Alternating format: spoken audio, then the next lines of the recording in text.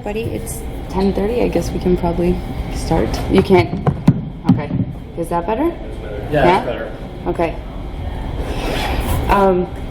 So, there we go. So I'm Ashleigh Thevenet, and we're here to talk about remote control, how to manage your distributed team's time and get stuff done.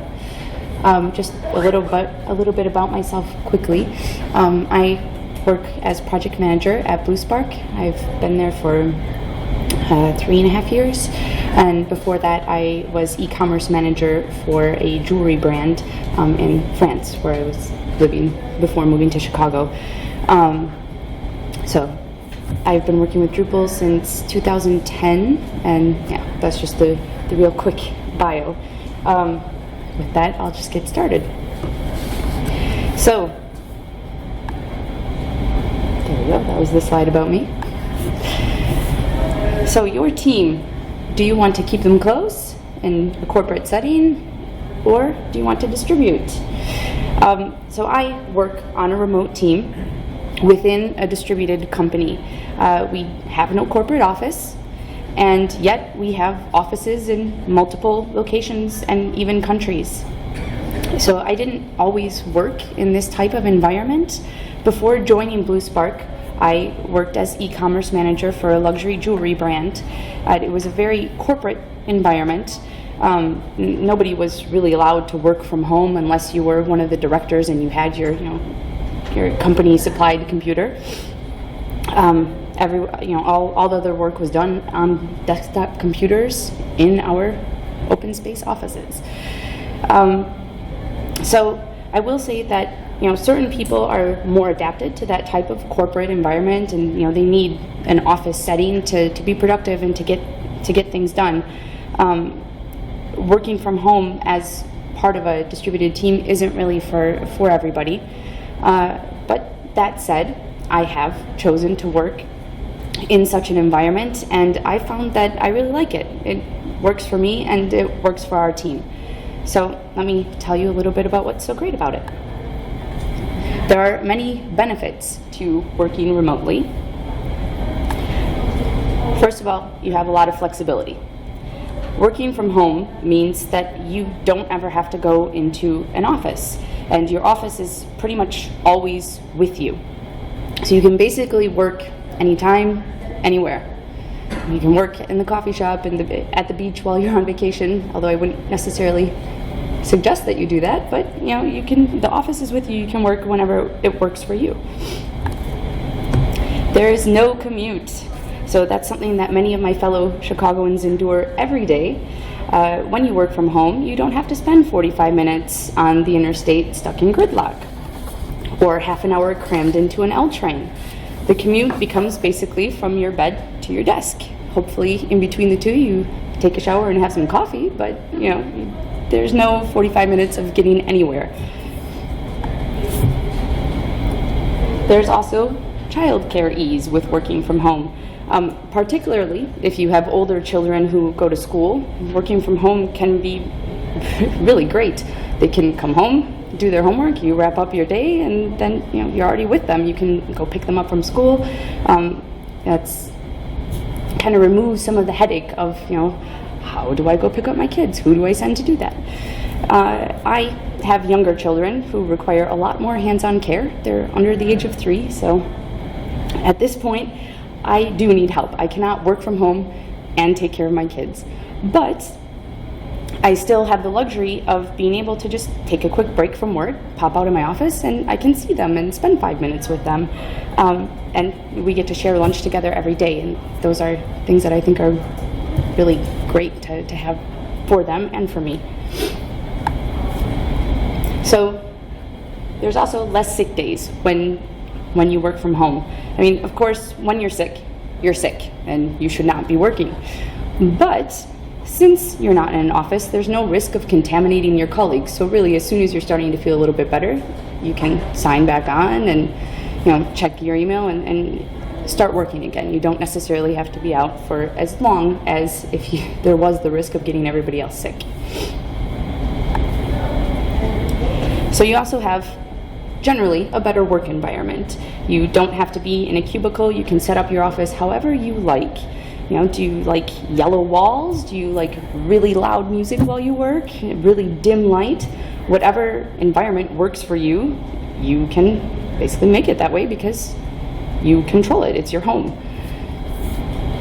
So those are some of the advantages from an employee standpoint, but there are also advantages for an employer.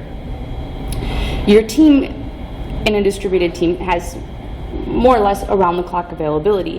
When people are spread across multiple time zones, you essentially always have an available resource who can jump in and take care of a client emergency. Not that emergencies ever happen on projects, of course, but it's great to be prepared to have that availability of your team. It can also make planning for releases or site updates easier, since you can have colleagues who are in far-flung locales doing kind of the dirty work that requires downtime while your client is asleep and nobody's visiting their site anyway. There's also less overhead. When your team works from home, you don't have to pay for an office space and all of the utilities and other expenses that come with that. So, it's nice, of course, to be able to help your team pay for the materials that they need, like their computer, an extra monitor, maybe extra hard drives, whatever, a decent office chair, whatever helps to make sure that they all have the materials that they need, the tools that they need to have a good working environment. But that's obviously nothing, very little in comparison to the expenses of maintaining an office. So another advantage from the employer point of view is you really have a wider net to attract good talent. When your team doesn't have to commute, the radius from which you can pull talent to join your team expands infinitely. You can basically hire anybody from anywhere in the world who has, the skills and a good internet connection. So this means that you can really get the best people anywhere instead of just the best people within 50 miles of your office. So there are some disadvantages too.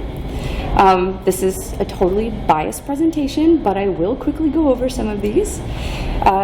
It's true that having a distributed team means that there is a lack of physical contact between team members. You can't just pop into your coworker's office and ask a question or talk about the game that was on TV last night,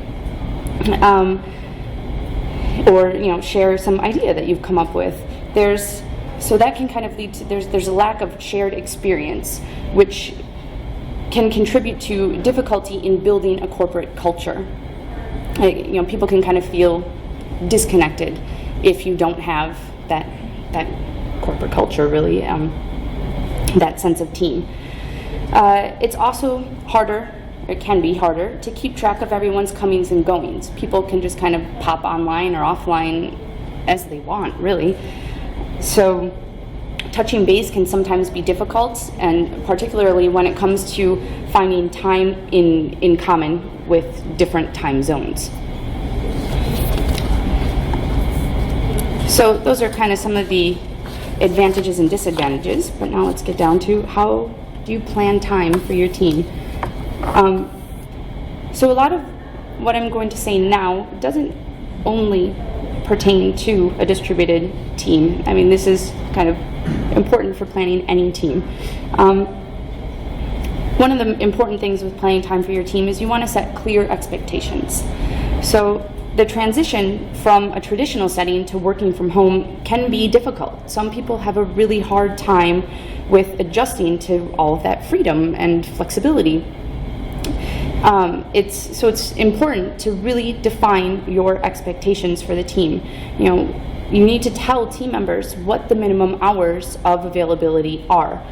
Do you expect them to be online 30 hours a week, or is it 35 or 40 hours a week? What do you expect from these people?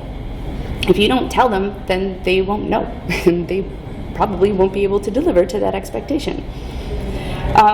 Are you okay with your team setting their own hours? Or do you expect them to be online from 9 a.m. to 5 p.m. every day?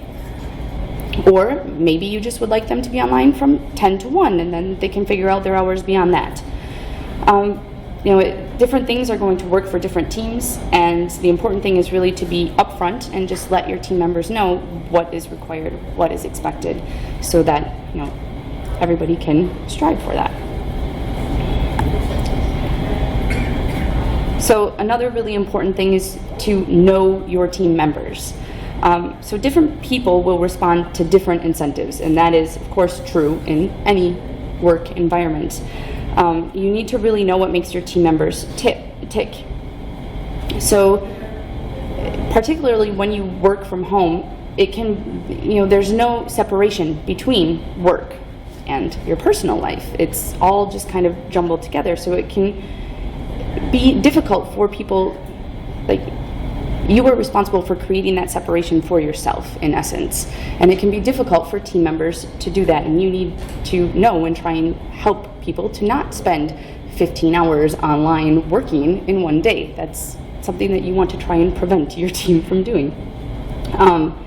But at the same time, when you're home, it can be very easy to procrastinate. There's lots of other things that you can be doing and that are kind of vying for your attention.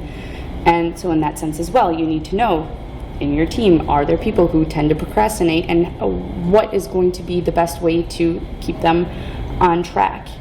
So you need to just have a sense of what each team member is capable of and how you can kind of help gently push them to get the best work out of your team and the best effort out of them. And so these things are generally learned through trial and error as you work with people, and just generally being perceptive, and through talking with your team members and getting their take on it, asking them, how do you like to work?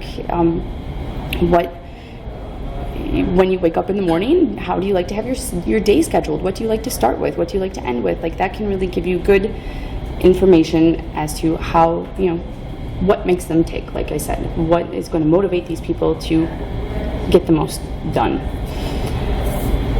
It's also really important to kind of know their communication styles and adjust yours accordingly. So are you dealing with, a shy introvert who prefers online chatting to calls? In that type of a situation, you may really need to prod that person when checking in to get valuable information and get past just short one-word answers in a chat. It may be better to push them a little bit out of their comfort zone and do a call so that you can see each other and get some of that nonverbal feedback from them. And also said it's much more difficult to just get the one-word answers again. Or are you working with somebody who's kind of a talkative, negative Nelly, where the minute you ask a question about something, they're going to start complaining about something else that has nothing to do with it? In that situation, then maybe it is better to ask pointed questions in a chat so that they can be kind of specific in their response. And you can kind of reroute the conversation if it starts to get off track. So the key is just really knowing the most effective way to get the information that you need from your team members, and that's going to depend on their individual style. It's up to you to get to know these people who you work with. So, and that kind of leads into the next point, which is you need to know what's going on with your team. Some of the day-to-day chit-chat that you would have in a normal office setting can be lacking with a distributed team. You miss out on some of the little personal updates that you might get while you grab a coffee together or over lunch. So those type of conversations are very important. They build your interpersonal relationships with the people you work with, and they also give you key insights into what may be going on with them. It may be difficult to be particularly productive if you've got some serious personal issue going on, and that's something that you should be aware of and understand. So, it's really doubly important to work on building those relationships with your team and really make the effort to start, those little personal conversations, find out what's going on with them. It doesn't have to be, an hour of talking about your lives every week. It can just be, quick little check-ins, how's this, how's that, how's, your kids, your wife, whatever. But yeah, it's particularly important to really make an effort to do that with a distributed team, because otherwise everybody's just kind of off working at their home. You don't see each other and have that interaction unless you seek it out. So, with all of that, it's then important to find the right tools and implement good communication tools. So there are plenty of good communication tools that can be used to discuss projects and kind of just shoot the breeze with your team and build those relationships like I was talking about. There's Skype, there's Google Hangouts, there's IRC channels and HipChat and Slack and Squiggle, and that's just to name a few. There's also many different project management tools and ticketing systems that you can use to organize your projects and assign work to your team. There's Jira, there's MS Project, Basecamp, Wrike, Resource Guru, Unfuddle, Redmine. There's many more. A combination of tools is probably what's going to be most appropriate to meet your needs. What you're looking for is really a tool set that can be easily used to schedule time and communicate tasks and priorities to your far-flung team. So I won't go through the pros and cons of all the different tools. That's not what this is about. But I will tell you which tools we use and how we use them to get results and increase productivity with our distributed team.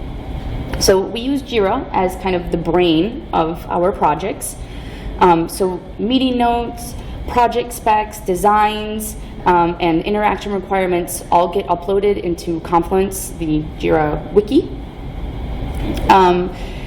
And then all issues that are related to a project are loaded into Jira. We organize them into epics, we put estimations on them, and we set up development sprints using agile boards. So what we're looking at here is an agile board.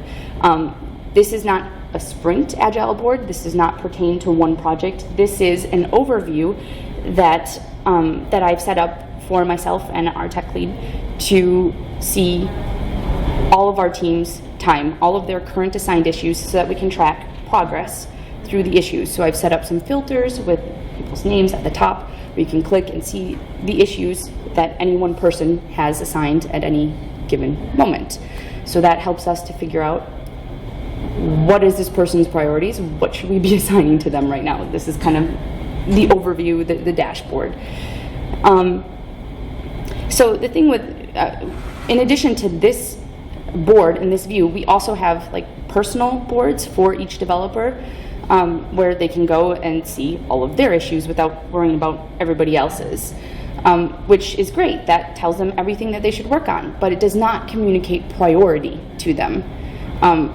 Because generally, so our team generally works on several projects at once, and priority can be noted in a Jira ticket, but as it pertains to that project, it doesn't tell you this project is priority over this one.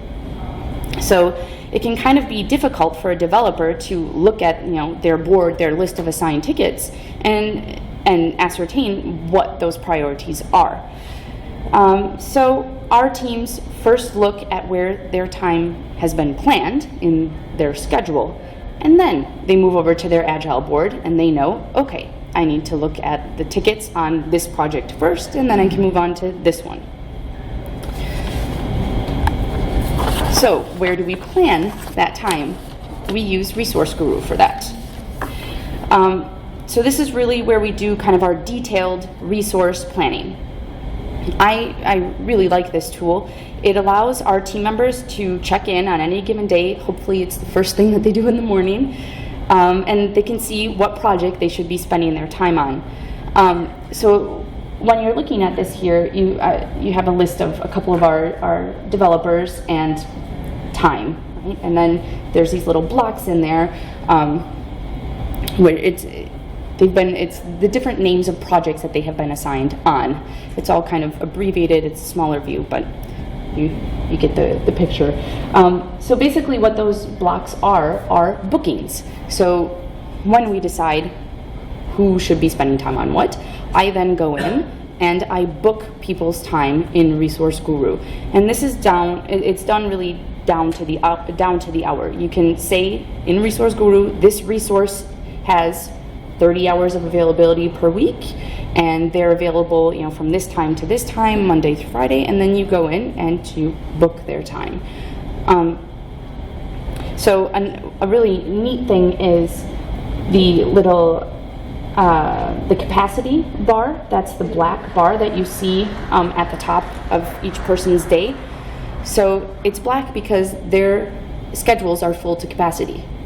When they are not, you will see availability. Like if you look at Tuesday the 24th for Nicolo, his black bar there is only halfway full. We didn't have him scheduled to capacity on that day. So that allows you to see holes in their schedule and know, what people need some more work thrown at them this week. Let's get some tickets and, get things assigned and get them scheduled. So it's also a really useful tool because you can pull reports in it and see your overall capacity usage for your resource. So this can be kind of customized in that what we're looking at here is a couple of resources, their total availability versus how much they've been booked and how many hours they are not booked, and that's giving us their utilization rate. And you can look at different dates. You can look at it over a month, over a week, over 2 days, whatever you like. There's all sorts of custom ranges. And so the other thing that I wanted to point out is this waiting list, which is really nice because if somebody's fully booked, maybe they'll get through that work a little bit faster than you had intended. So you can book more than their capacity, and those things will just go on a waiting list. And there's all sorts of alerts to tell you, like, oh, you have time that is in a waiting list. How do you want to deal with that? You can leave it there or reschedule it later, but at least that person's full to capacity, and this is what they need to be working on if they were to get through all of that. So that's some of how we use Resource Guru. I'll go into more detail about how we actually plan time once I've finished talking about the tools that we use. So we use HipChat as our kind of day-to-day chat. This is where our team congregates, commiserates, communicates. Having a tool like this is extremely important with a distributed team because it's really kind of the purveyor of corporate culture. This is where all of the team building stuff happens. So it really is how we stay connected to one another. It's where we talk about our projects, where we talk about our lives, where we have our little inside jokes, which, as a side note, inside jokes with a distributed team are particularly important. That will really help contribute to culture if you have little jokes, little ongoing conversations that you pick up from time to time. That is extremely important to keeping your team feeling unified. So HipChat, it's basically, it works as kind of our water cooler and our open space office all at once. It's great because you can separate it into separate rooms, and that's what you see along the side there. It says rooms, and you have them listed. So you can open rooms for different projects to discuss what's going on a specific project. You could have rooms for sub-teams, like you could have a developer's room, as we do, or a manager's room, or a designer's room, so that people can discuss their trade specifically. And so that's good because it allows you to keep conversations separate and know where you can go back and find what was discussed, what was decided, as opposed to having it all just be in one general chat. We do have a general chat that is the Blue Spark room, and that's where we just kind of talk about general stuff. It's just, hey guys, how you doing? Oh, I'm heading out, I'll see you later. That type of stuff happens in our general chat. So there's also, you can chat privately with people on HipChat in a private room, or there's also voice and video chats that are available on a one-to-one basis. It doesn't do group chats, but you can do one-to-one. Another really nice thing is that you can search. I think you can see the search bar up there on the top. So you can search the history of the chat, and it will go back to as long as HipChat has existed for your team, and you can find any time a word was mentioned or whatever. And there's been times when that has proven very helpful, because you're trying to remember, what did we decide on this thing, what happened on this project. I remember there was this bug and we discussed it. So you can search and you have the whole history of your chat right there. It also allows for lots of different integrations, and that's what you see here. The colors are a little off, so it may not be showing up as well, but you can see there's some GitHub integration that we have in ours, so that when a commit is pushed, it's there and we can see it.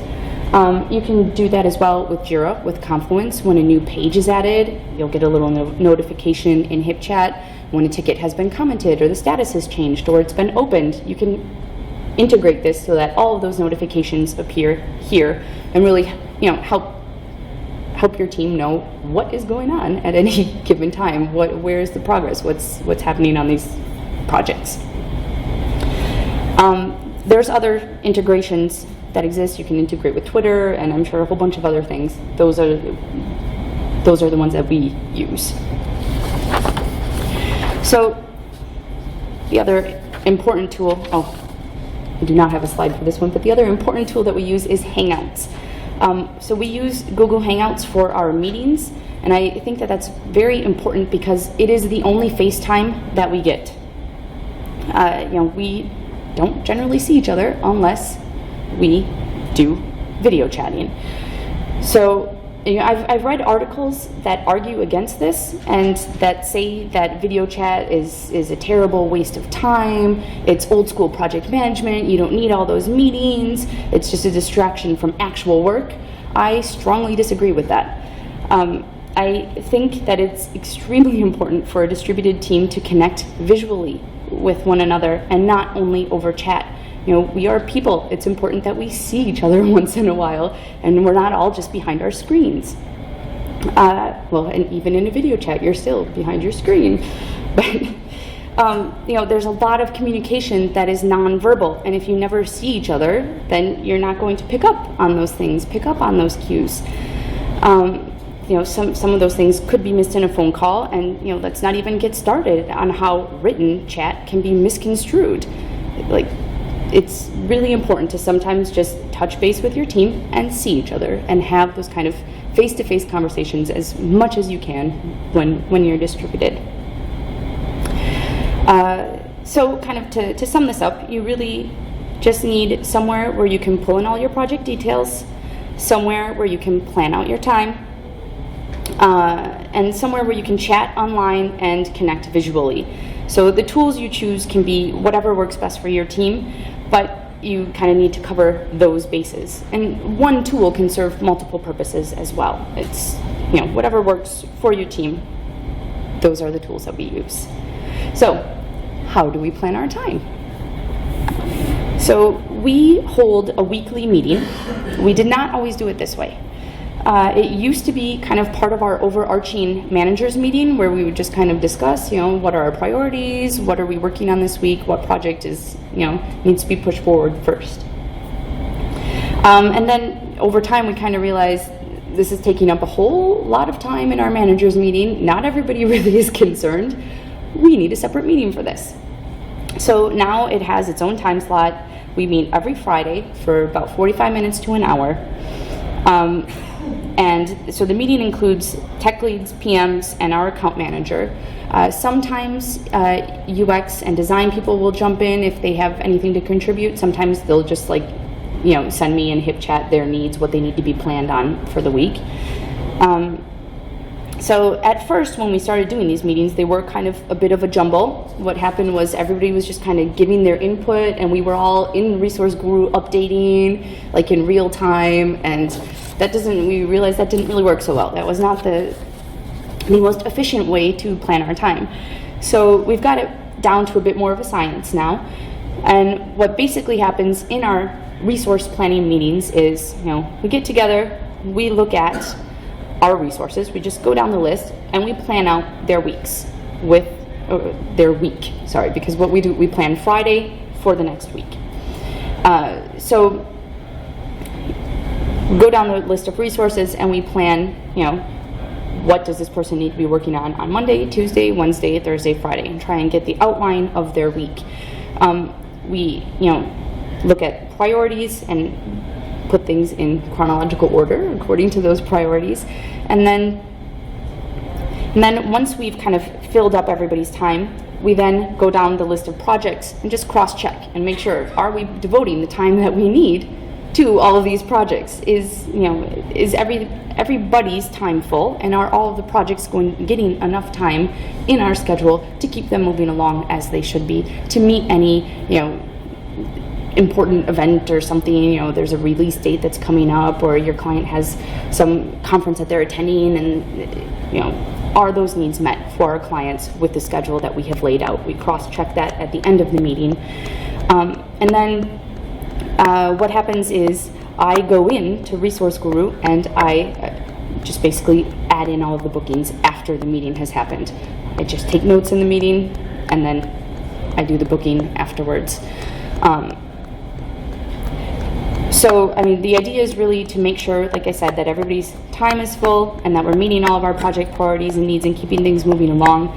And we do it on Fridays so that on Monday morning when our European team gets online, they have their priorities and they know what they should be doing for the week. They know where to start their day. I said earlier that we do plan it down to the hour. We base that off of 6 hours of availability per day for our team members. So I consider 6 hours per day to kind of be capacity for our resources. We want productive people. We don't want them to get burnt out. So, no one can be 100% productive from 9 a.m. to 5 a.m. and I don't want to put pressure on people to be something that they can't. I would prefer for them to be comfortable and feel like they've been productive and they got through all of their tasks in their day. We don't want to overschedule, and we just don't want to create that undue stress. So when I'm putting in the time, though, I will look at kind of estimates on tasks that have been assigned and book, whatever that team member has been assigned to in Resource Guru. I don't think I mentioned earlier that you can add comments to the bookings. So in the comment field, I will say, you're working on this project, and these are the priority tickets that you should be looking at, so that they really know where to dive in first. We don't plan to that degree on all projects. Sometimes, they're really working on a big chunk of functionality. They know where they need to be going, and it's just, you're spending 5 hours on this project. But yeah, sometimes it does need to be planned to that level of detail where they know this particular ticket is super priority. We've got to get that one done first. I do try to limit the number of projects that any resource works on a given day. We try to limit that to 2 because jumping around from project to project it requires a lot of mental gymnastics, because you have to get your head back into whatever project you're working on and kind of recall the specific architecture, the objectives, what are we doing here, and that can kind of decrease productivity. So we try to limit it to 2 assigned projects for any given work day. At times, there can be exceptions. Sometimes something really urgent and quick pops up on a 3rd project. Okay, but we try to limit that and keep it to a minimum. So once all of their time is planned and it's in the schedule and our team is happily working away on these things, then the really important thing is to go back and check in with your distributed team. Once you have the rapport with your team and you have the communication tools in place, you need to go back and talk to these people and find out, what is the status? How are things doing? Are there any blockers? So, it's really important to just check status on these things and make sure that everything is going according to plan or not. It's important to know if it's not going according to plan so that you can reroute your ship. So, sometimes a team member will get stuck on a blocker or a bug that they've encountered, and they'll just go down this rabbit hole where they're trying to fix it. And, they're not asking people for help. They think they can get it figured out, and they're like, it'll take 15 minutes, and 5 hours later, they're still working on it. So it's important to tell your team from the offset that if they encounter that type of situation, they should come to you or to the tech lead or to whoever has that role in your team.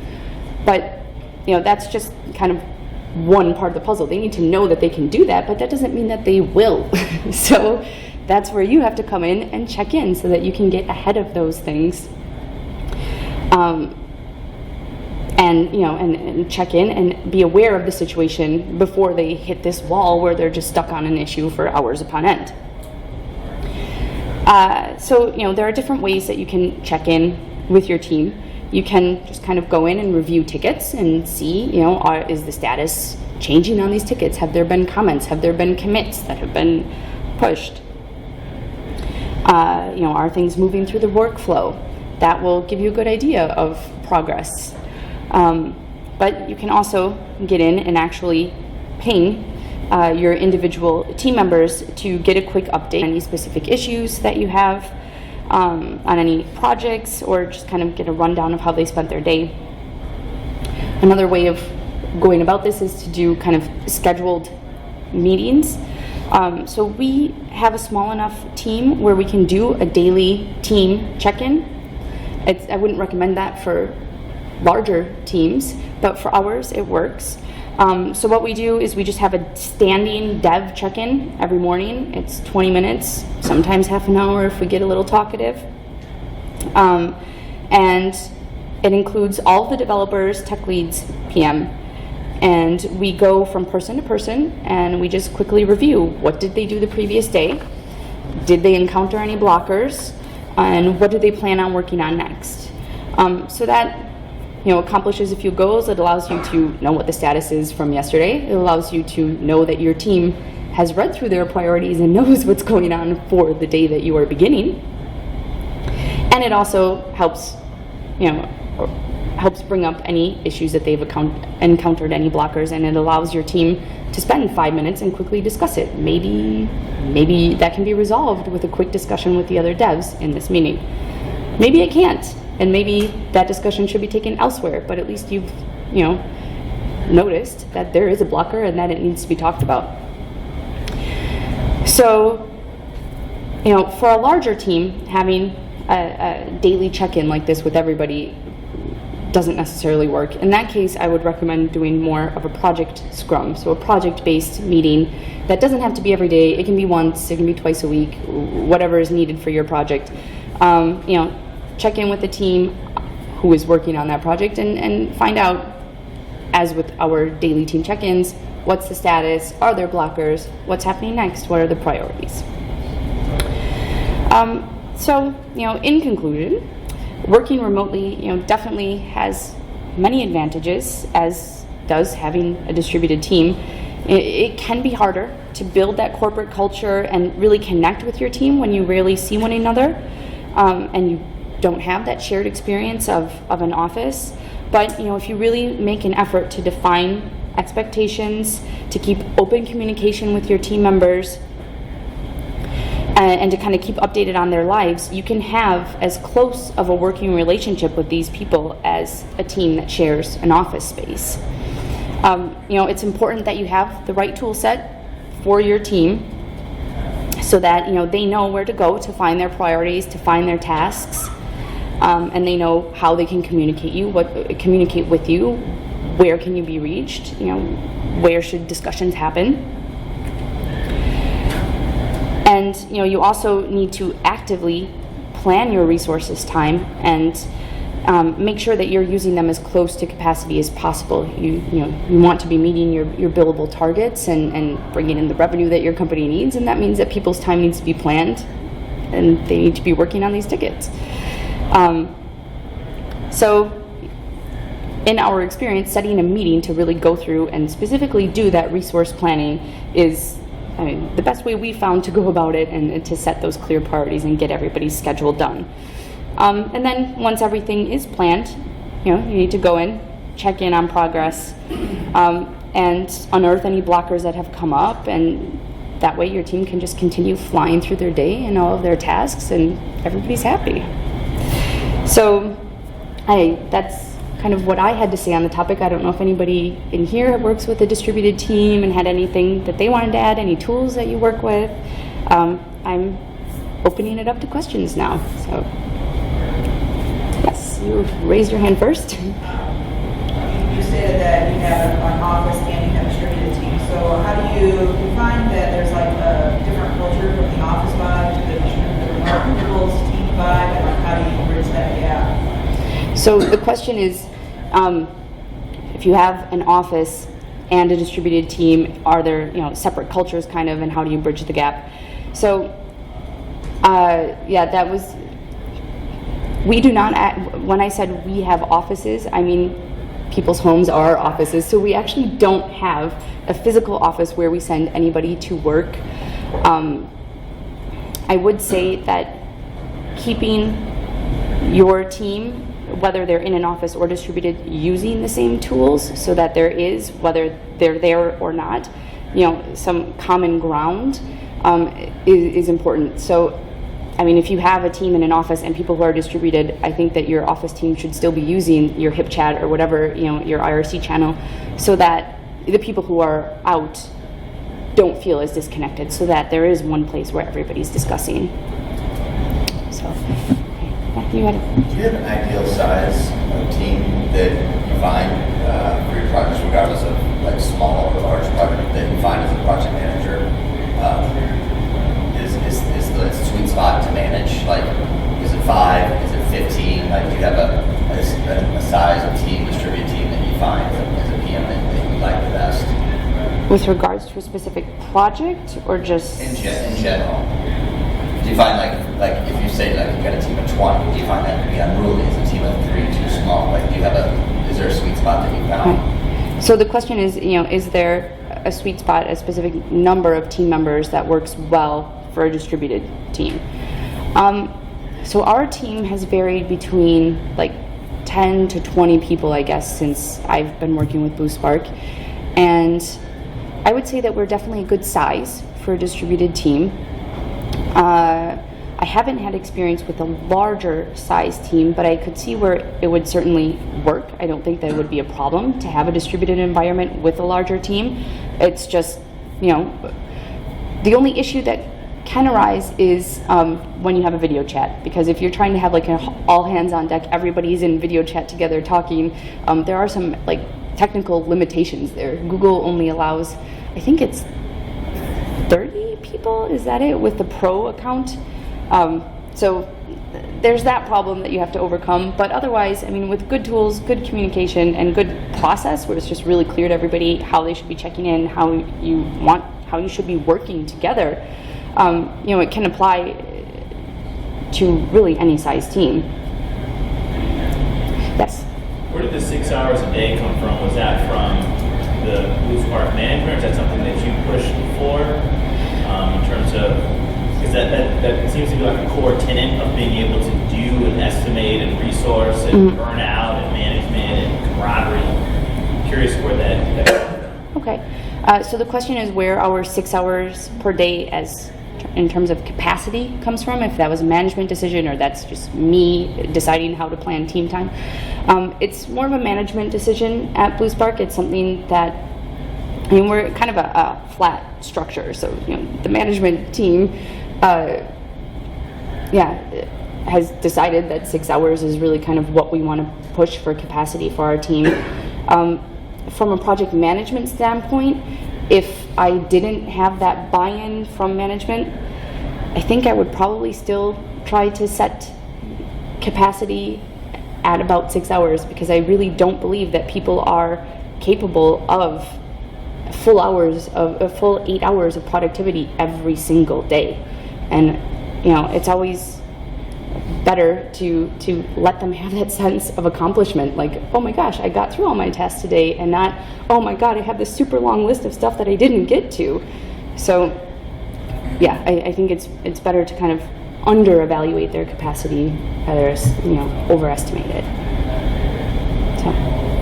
So Yes. And then I'll get Does to that add up then to 30 hours of time a week you expect, I guess, billable? Yeah. How do you incorporate, because I was just talking to Michael about a bad experience I had with remote work on my last job, but one of the things, they were kind of like, if you just stick with us, things will get better, kind of like help us build this type of thing, but how do you schedule in like professional development at, Google's famous 20% time, 10% time? Because I would try to do that internally, and then they'd be like, well, now you're doing too much internal and non-billable. So how do you keep that professional development? Okay, so the question is, do the 6 hours availability add up to 30 capacity per week? How do we schedule in time for internal things and for professional development? And actually, is the 30 hours that we're expecting 30 billable hours? So, A lot of questions. yeah. The 30 hours is not necessarily billable hours. When I do scheduling in Resource Guru, our internal meetings are in there. I don't expect the team to work 6 hours plus do 2 hours of internal meetings or whatever it is that day. So I do put the internal meetings in there. Most people do work 8 hours a day. It's just that, you're in between tasks, you take a bathroom break, you go get coffee, they're at their computers generally for 8 hours, but in terms of actual productivity, time spent in meeting, time that they can account for and log in some form, whether billable or not, 6 hours is kind of what I think should be expected. And in terms of professional development, a lot of the professional development that we do is more, attending conferences such as this, trying to get our team to places where they can meet other developers and, and learn more about Drupal, so that is time that would be scheduled. If we're sending you to a conference and it's during work time, then I'm not going to schedule billable work for you, right? You're on professional development for a day or two or whatever, and that's in the schedule. So. But do you encourage professional development, like within, or you're just saying, you would all talk about it?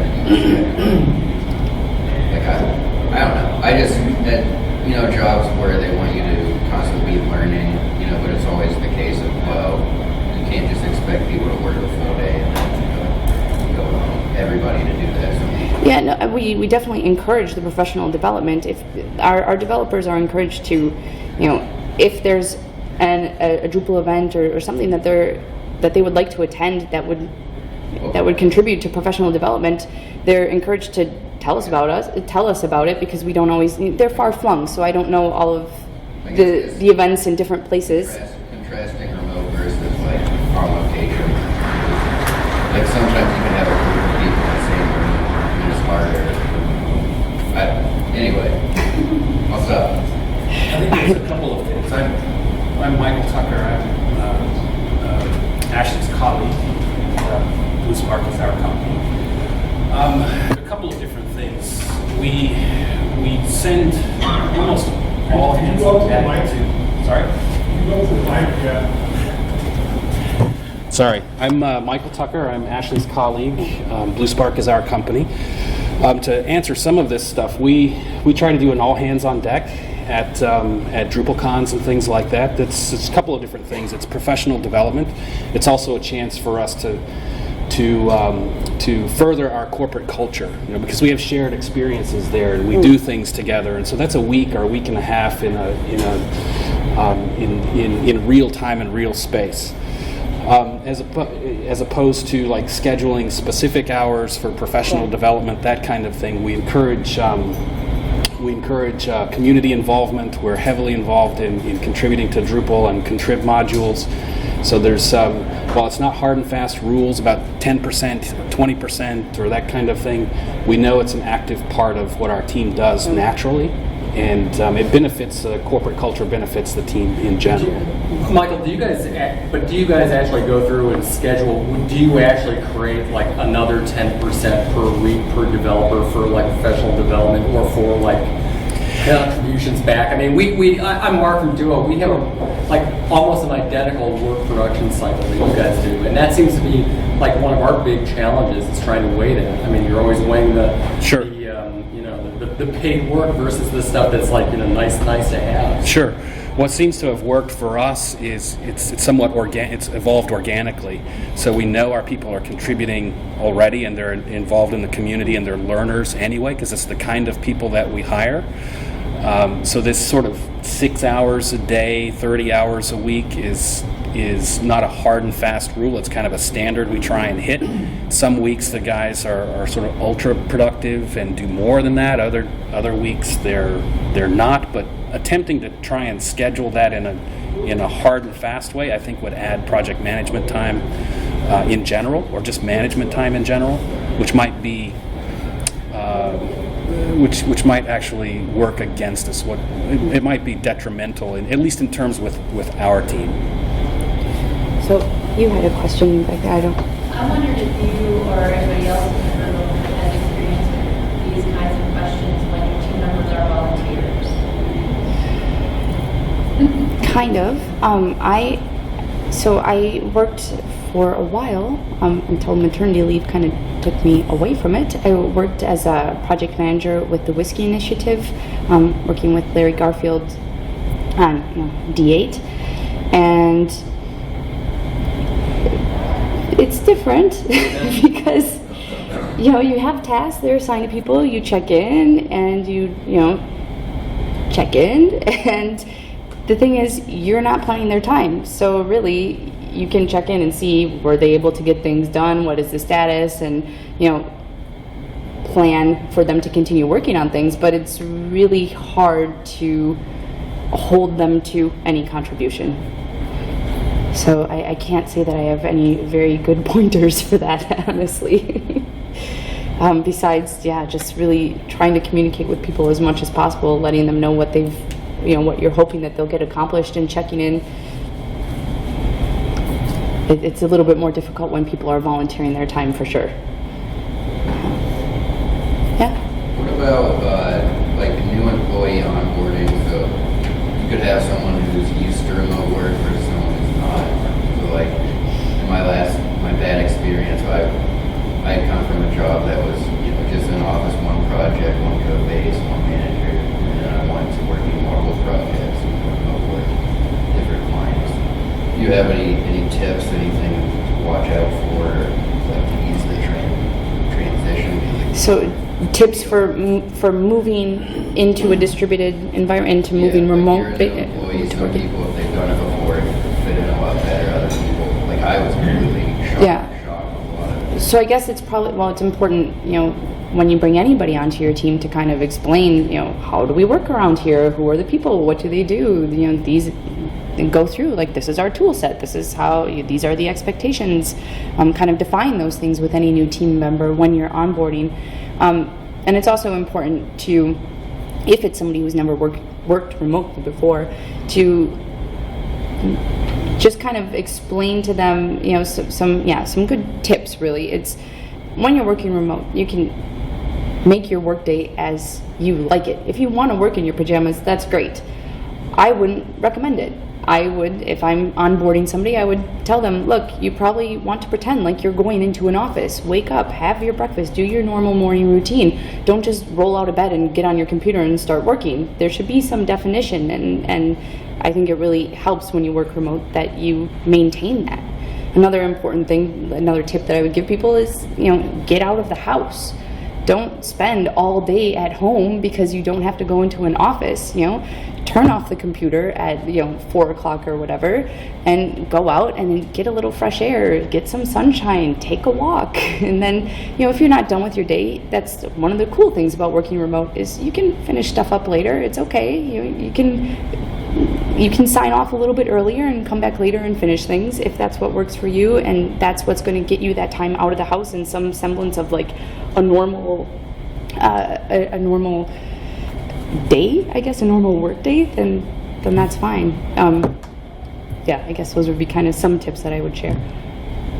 How do you guys, or do you have any tips or best practices or just general like rules of thumb on how you estimate the amount of time per individual task during any given project or during any given sprint?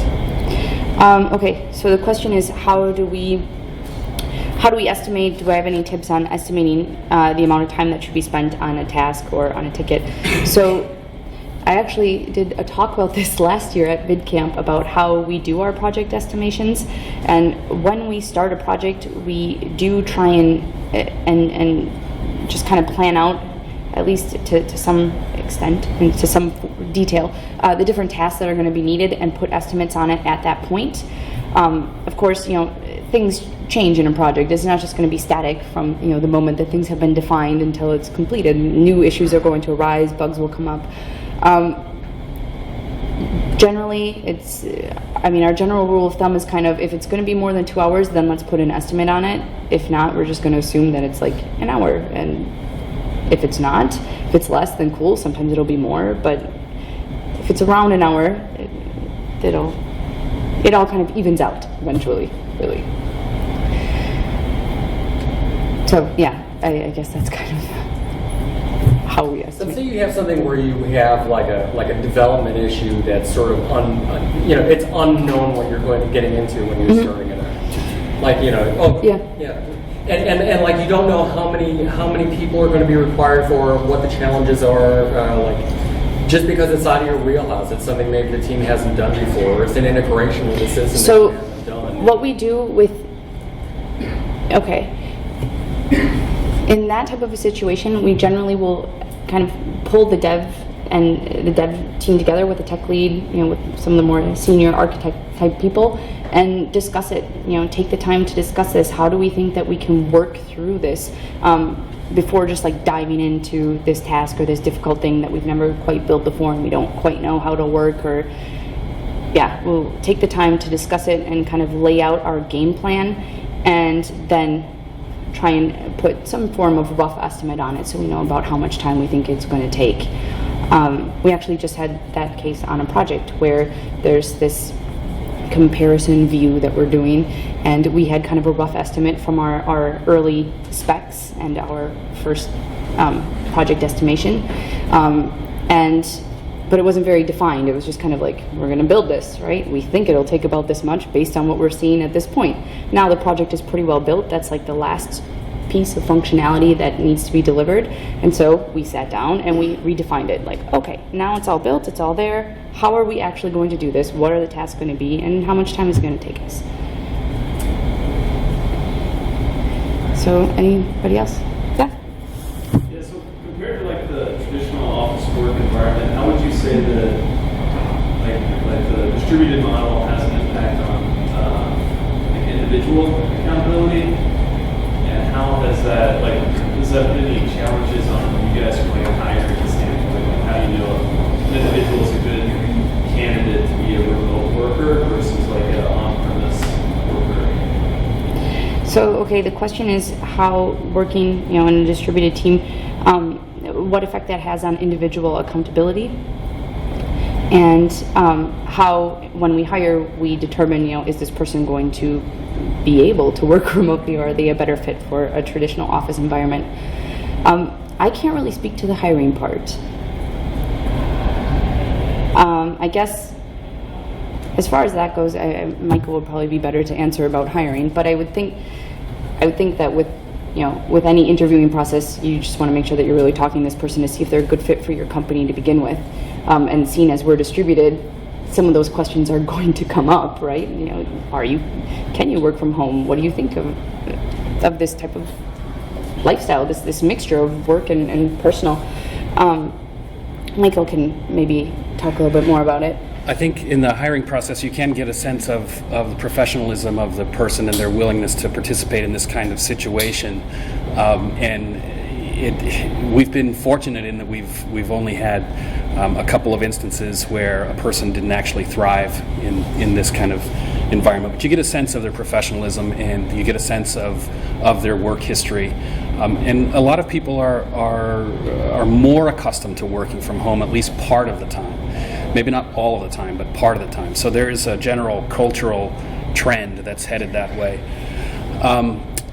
it is also important to note that it's somewhat of a sink or swim kind of thing when you onboard someone new and get them involved, because in a small team like this you can't hide.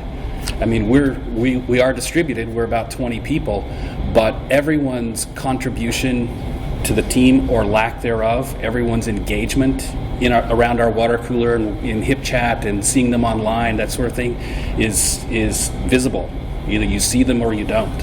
And we've only had a couple of instances where there was really a problem. So I think we've been lucky, but it's also important to note that there's so much going on electronically, digitally, emails, and with the tools that we use, that visibility is there. So I guess like a follow up to that, like from a hiring standpoint, you don't see it as being like a criteria that makes the hiring process more difficult. Like does it substantially limit your pool to find people who can work successfully remotely, or does it widen your pool because you're like, well, now I can go anywhere in the world? I think it widens the pool. When I started the company and built the company around Drupal and around Drupal expertise, I think it would have been 1,000 times more difficult to build this kind of expert team had I limited myself to just my geographic location. So if you want to work with the best, you have to give them the flexibility to work from wherever it is that they want to work. So I think it's broadened the scope of our company. All right. If there are no more questions, we can have lunch.